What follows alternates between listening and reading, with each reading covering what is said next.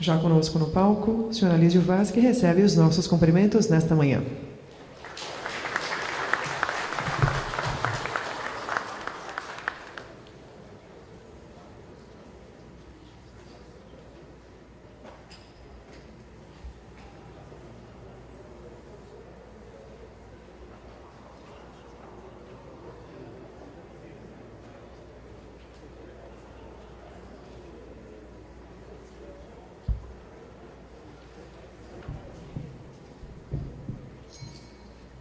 Bom dia a todos, obrigado pela oportunidade de apresentarmos o programa Jogue Limpo, um programa desenvolvido pela equipe do Sindicom, suas associadas, que partiu do zero.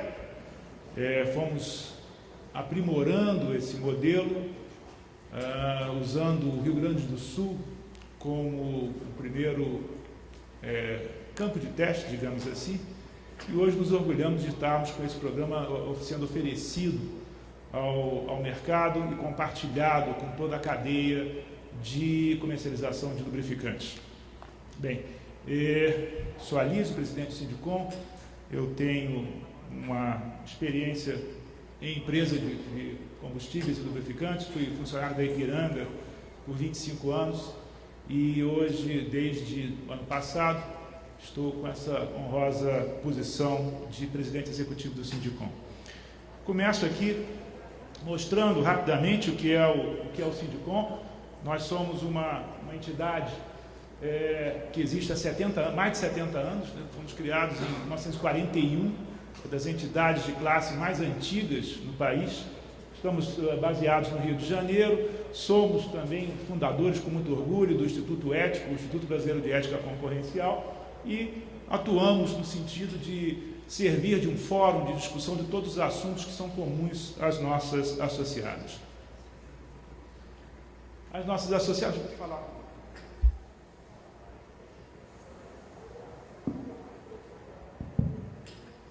falar com esse microfone. Nossas associadas, nós relacionamos aqui. Temos associadas que atuam só com combustíveis, associadas que atuam com combustíveis e lubrificantes e aquelas só de lubrificantes.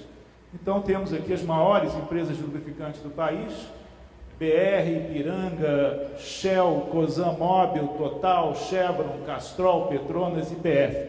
Como vocês podem ver, as empresas de lubrificantes predominam no Sindicom em número, né? Temos aqui 9 empresas que produzem lubrificantes. Essas duas e mais essas 7 de cá.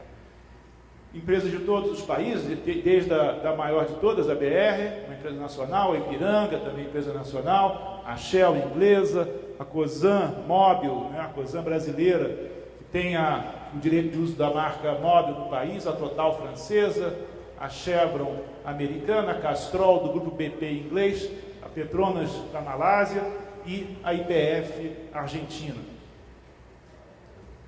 O Sindicom tem 12 empresas, contando com essas de combustíveis, e representamos aproximadamente 80% do mercado de combustíveis e lubrificantes no país. São cerca de 20 mil postos de combustíveis com as bandeiras das nossas associadas e atuamos em todo o país. Quem é quem no mercado de lubrificantes? Esse quadro é feito com base numa estimativa publicada no nosso anuário. Tá? Então, em termos de números de 2011, uma vez que a ANP não divulga ainda esses dados de uma maneira oficial, nós temos essa estimativa de 1,4 bilhão de litros de lubrificantes, sendo a maior empresa a BR com 20,1, aqui outras empresas com cerca de 16, 17%, a Ipiranga com 12,8%, Chevron com 12,6%, Cosan Mobil com 12,2%, Shell com 11,5%, Petronas 7,1%, Castrol 2,9%, IPF 2,5% e a Total com 1,8% do mercado. Tá? Os dados das empresas do Sindicom são, digamos, oficiais. O que falta é identificar com mais precisão quanto é comercializado, produzido por outros fabricantes de lubrificantes. Indo adiante, então, nós a informação que nós temos, talvez não bata exatamente com aquela que o Dr. Dirceu Amarelli mencionou anteriormente. São 9 fabricantes associados ao Sindicom, com aproximadamente 80% do mercado. Aí nós vimos ali 83%, né? Considerando aqueles 16,5%, mas aproximadamente 80%. Então, por uma forma fácil de gravar, 80% do Sindicom, 54 fabricantes associados ao Sinipetro, que dá mais ou menos 15% do mercado, e cerca de 5% do mercado com outros fabricantes e importadores não associados nem ao Sindicom nem ao Sinipetro. E como é que esse fluxo ocorre? Isso também são dados estimados, né? 40% do mercado é comercializado diretamente dos fabricantes para grandes consumidores, 20% do mercado direto do fabricante para o varejo e 40% através de distribuidores atacadistas. Sendo os atacadistas fornecem do mercado total 30, desses 40, 30 vai direto do varejo e cerca de 10% para grandes consumidores. Então isso é para entender o papel de cada um desses agentes no mercado, especialmente o papel dos associados do Sindilub nessa complexidade de fazer chegar ao consumidor final o lubrificante. E tentando enxergar o varejo, né, nós temos aqui então os principais segmentos do varejo de lubrificantes, os postos de combustíveis aqui com 26%, oficinas mecânicas com 33%, concessionárias de automóveis com 18%, autopeças, hipermercados, centros automotivos, centros de troca de óleo. Isso também, como eu disse, como eu mencionei anteriormente, é uma estimativa que nós fazemos dentro do melhor do nosso conhecimento. E também entendendo esse ciclo de vida do lubrificante, nós temos então as origens dos lubrificantes, seja numa refinaria, seja na importação, ou seja no re-refino. Nós temos então os diversos tipos de óleo básico, que são produzidos basicamente, né, sob forma de envasado e granel, indo para a comercialização através daqueles canais que mencionamos anteriormente, pelo atacadista, para os postos, para os consumidores, e o que nos interessa aqui é o resíduo, né?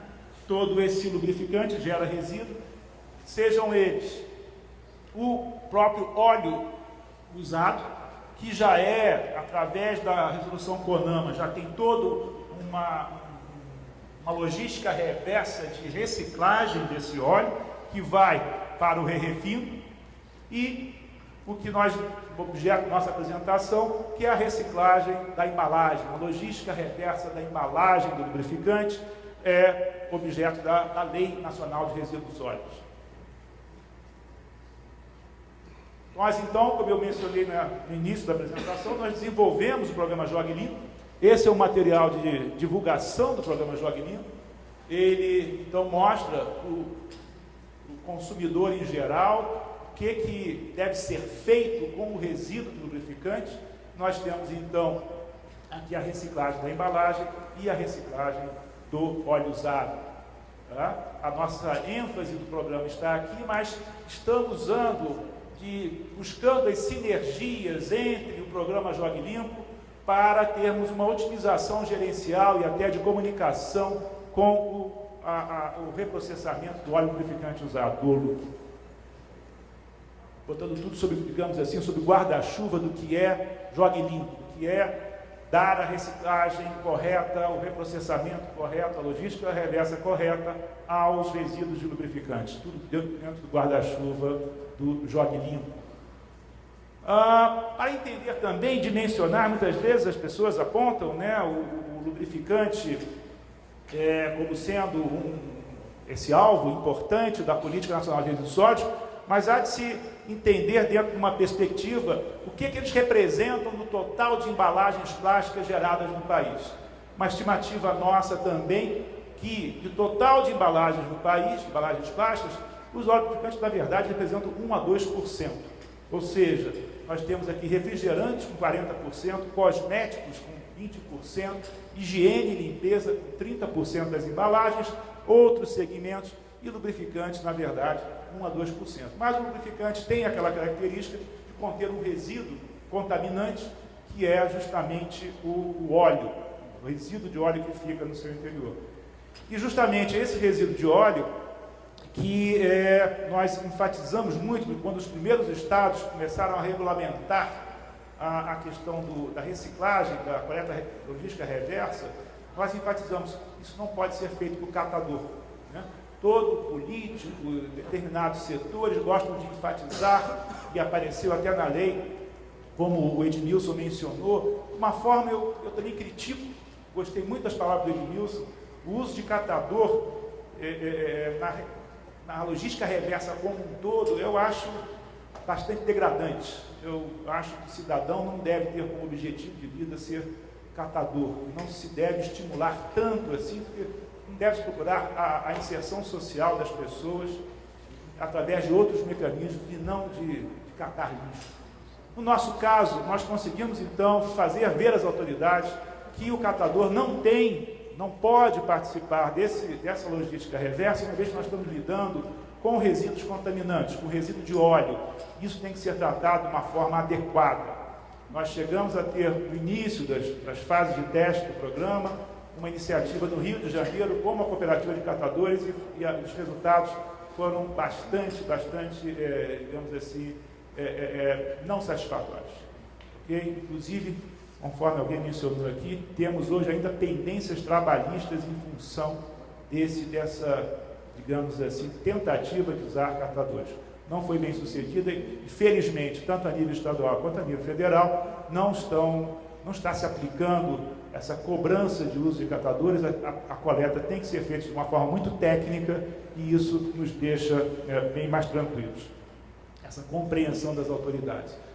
De uma forma muito rápida, nós vamos ver isso em mais detalhe, mas nós temos o ciclo de vida da embalagem, nós temos aqui então o ponto de venda, a troca do óleo, a embalagem sendo recolhida num recipiente e, posteriormente, ela sendo coletada e encaminhada para uma central de recebimento. Nós temos então no programa Jogue Limpo centrais de recebimento, onde é feito um primeiro processamento da embalagem e, em seguida, essas embalagens são levadas para uma recicladora, uma empresa especializada em reciclar plásticos. Ou seja, entre o ponto de coleta e a reciclagem, há uma etapa intermediária administrada pelo Jogue Limpo, que é a central de recebimento.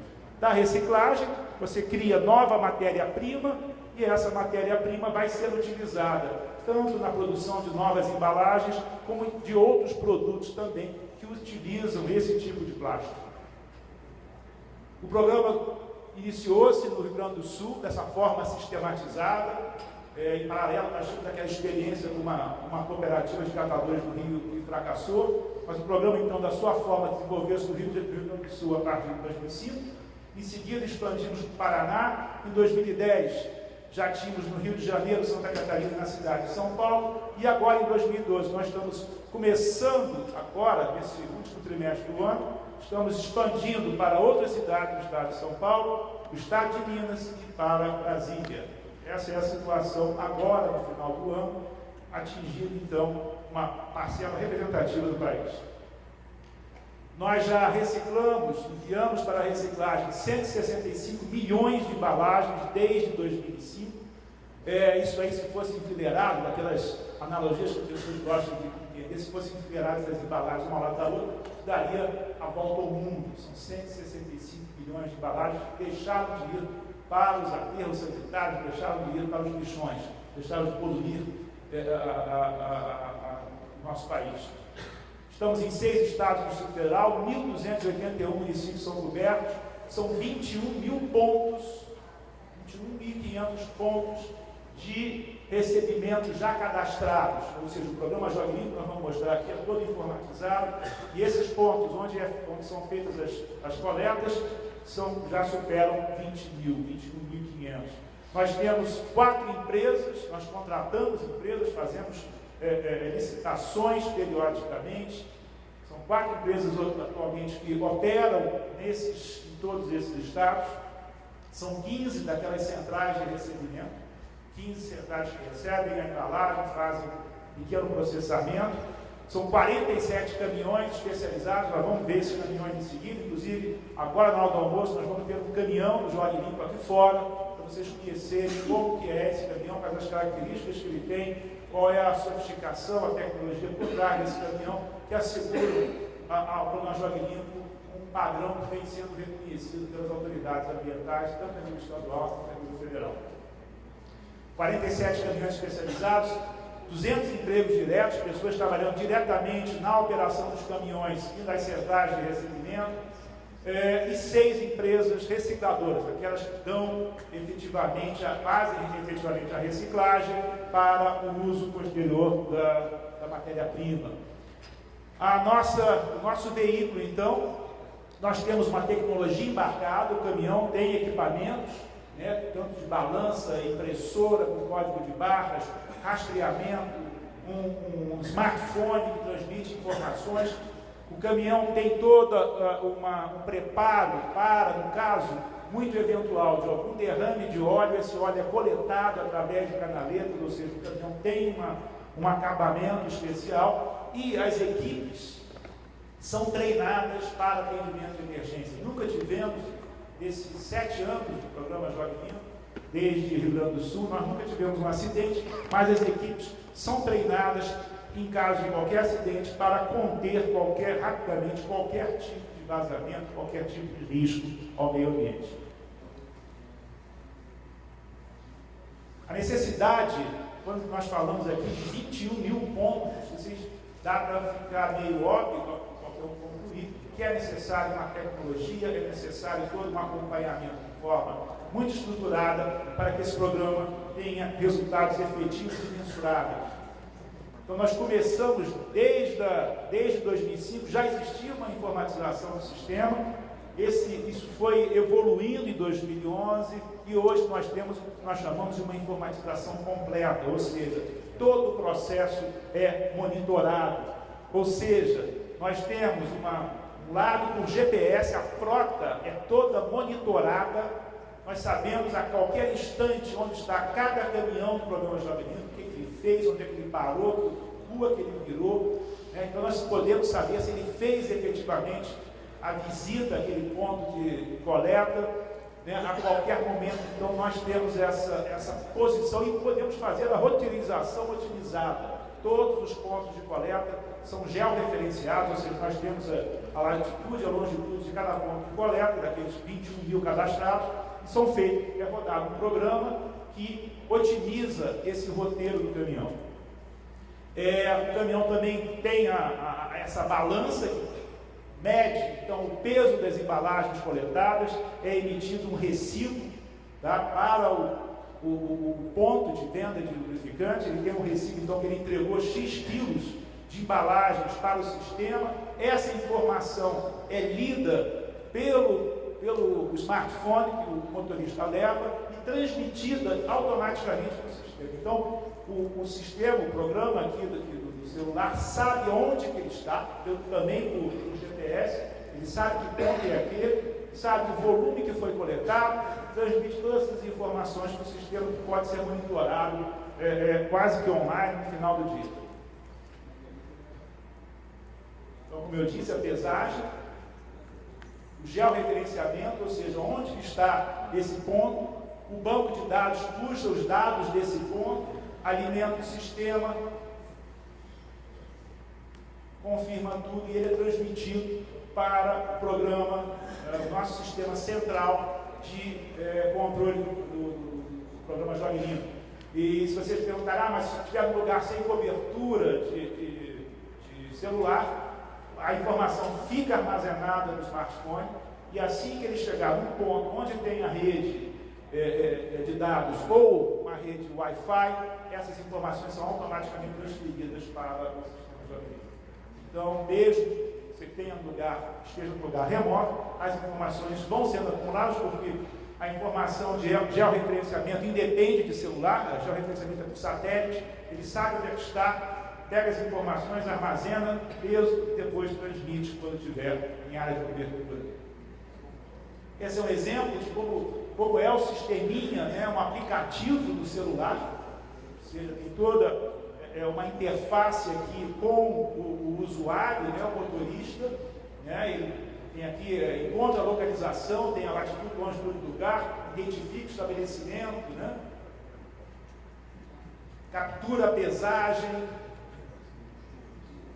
Aqui ele pega o código de barras, ele lê o código de barras gerado pelaquela impressora da balança e transmite, finaliza o processo, confirma a peso e transmite o dado. Okay? E isso dá segurança para as autoridades do meio ambiente de que o que aconteceu, o que está acontecendo, pode ser monitorado. O programa é tudo rastreado, você consegue acompanhar cada etapa do processo. Aqui é o site, preciso que vocês entrem, né? www.programasjoguelimpo.com.br. Essa é a cara do site, que tem uma parte de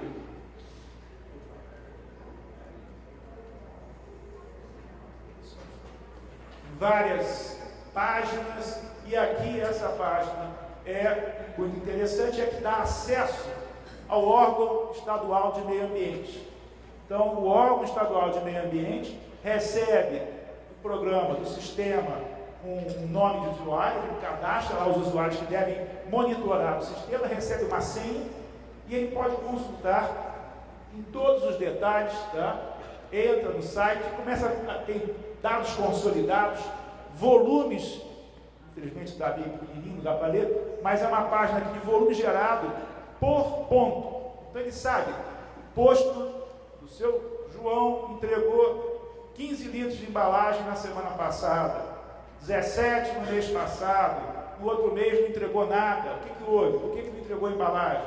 Porque isso tudo é monitorado ponto a ponto, tem o endereço de cada ponto gerador de embalagens, tá?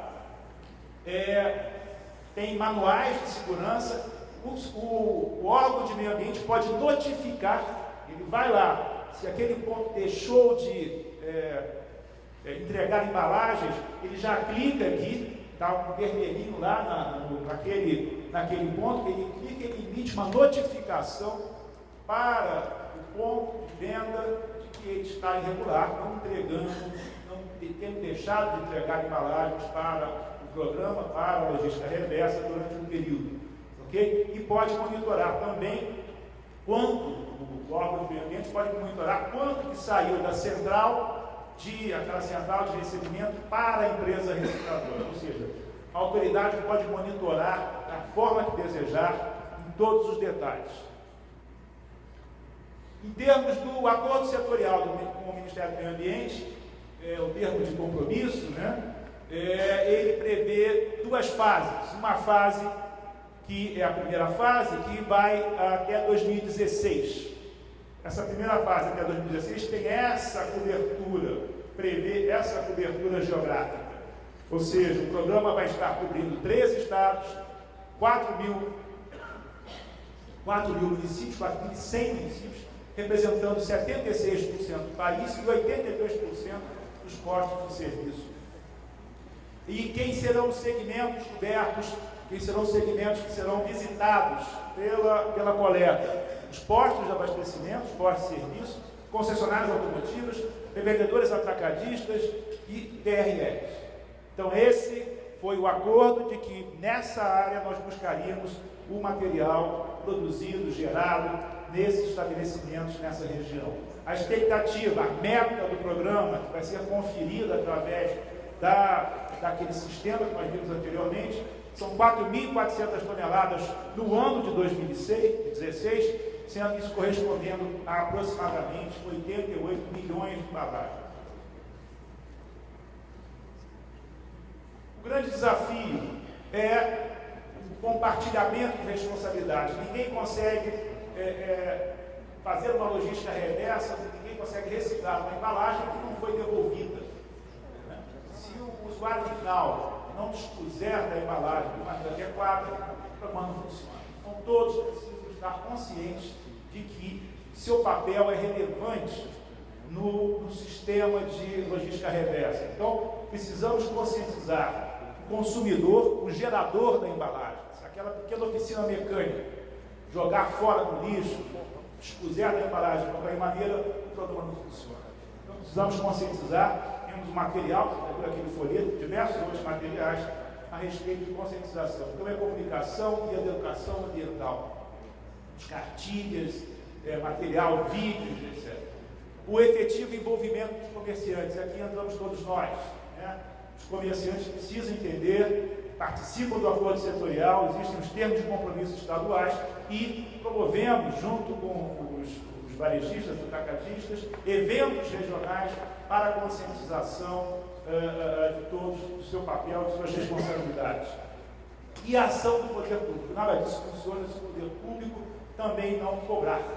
É importante que a sociedade acompanhe através do poder público, eventualmente dando incentivos fiscais, fiscalizando, né, acompanhando no site e participando daqueles eventos regionais.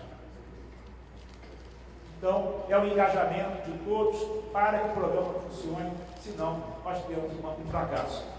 O que nós temos de comunicação? Temos folders e flyers, né, folhetos, a internet, no próprio portal, nós temos lá os manuais, nós temos orientações, vídeos, né? No Facebook, o programa já está presente no Facebook, e material educacional, uma cartilha, um DVD, uma revistinha, a revistinha aqui o DVD, uma historinha para conscientizar os pequenos, os futuros consumidores, né?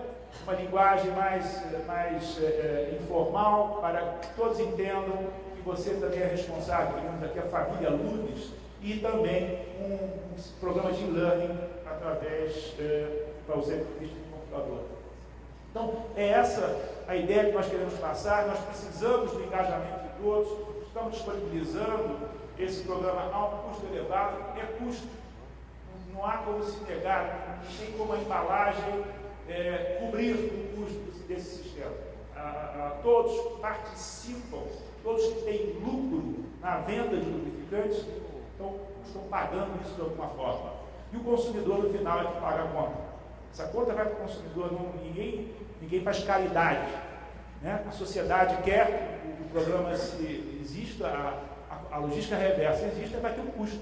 E todo mundo que tem lucro contribui e o consumidor paga a conta. Ninguém precisa esconder isso é custo da sociedade. A sociedade desenvolvida tem custos mais elevados. Então, todos que participam da cadeia têm suas responsabilidades e até custeio, sendo que a sociedade como um todo paga essa conta no final. Nós nos orgulhamos muito do programa, temos discutido, existem eventualmente pontos de discordância, mas nós estamos sempre abertos, sempre conversamos com o Laércio, com o Gui, estamos sempre abertos para discutir, mas existem pontos que a gente vai precisar discutir mais intensamente. Mas, de qualquer forma, a nossa própria presença aqui é para dizer que nós estamos à disposição de todos vocês para que esse programa funcione, é um desejo de todos, e acho que a sociedade pode se orgulhar. Nós todos estamos buscando ter uma coisa efetiva, não é simplesmente uma ação de marketing, mas uma ação que custa caro. Se não me engano, só esse ano vão ser mais de 7 milhões de reais que estão sendo bancados pelos produtores de lubrificantes lá do Sul. Então, não é marketing, é uma coisa efetiva que, para funcionar, precisa da participação de todos. Eu agradeço o seu engajamento, sua atenção e ficamos à disposição. Muito obrigado. Obrigado, Laércio.